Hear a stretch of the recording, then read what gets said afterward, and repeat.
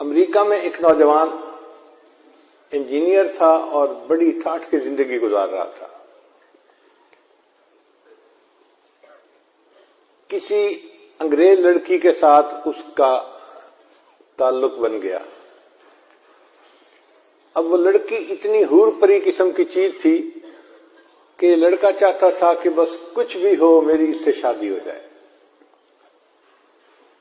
لڑکی نے کہا کہ میرے والدین عیسائی ہیں، مجھے ان سے بات کرنی پڑے گی. جب اس نے والدین سے بات کی کہ یہ لڑکا شادی کا خواہش مند ہے تو ماں باپ نے کہا کہ ہاں ہم کچھ شرائط پر شادی کرنے کے لیے تیار ہیں. پہلی شرط یہ کہ یہ لڑکا اپنے ماں باپ کو چھوڑ دے، مسلمان دوستوں کو چھوڑ دے اور ہمارے معاشرے میں آ کر ہمارے ساتھ رہے.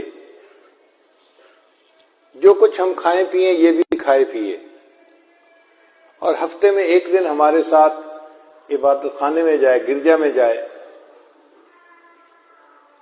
اگر یہ ان تمام شرائط کو منظور کرتا ہے تو ہم شادی کے لیے تیار ہیں. وہ لڑکا اس لڑکی کے محبت میں اتنا اندھا ہو گیا تھا کہ اس نے تمام شرائط مان لی.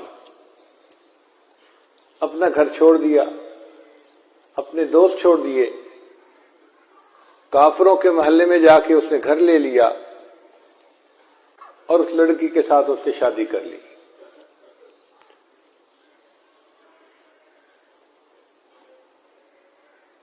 وہ آدمی کہتے ہیں کہ میں بس اپنی شہوات کو پورا کرنے میں لگا ہوا تھا.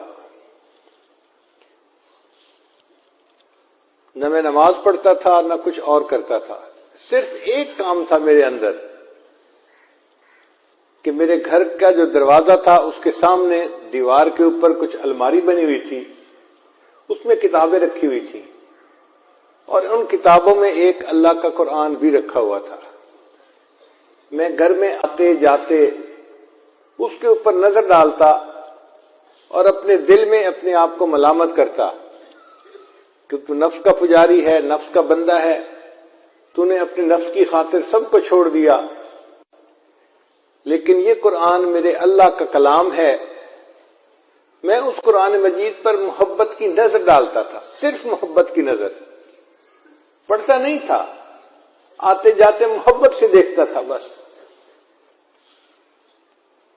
کئی سال اسی طرح گزر گئے. ایک دن میں دفتر سے واپس آیا تو میں نے دیکھا کہ اس جگہ پر قرآن مجید نہیں پڑا ہوا.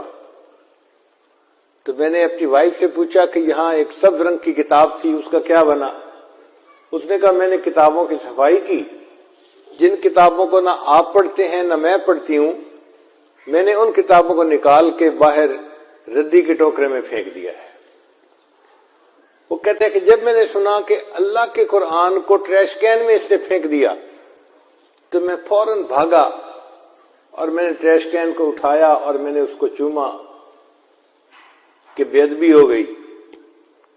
وہ مجھے دیکھ رہی تھی.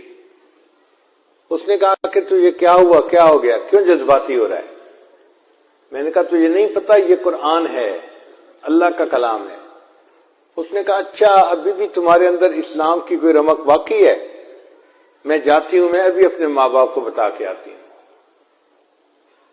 چنانچہ وہ لڑکی تو اپنے ماں باپ کو بتانے چلی گئی اور یہ لڑکا اسی وقت قریبی مسجد میں آ کے اپنے اللہ کو منانے آ گیا.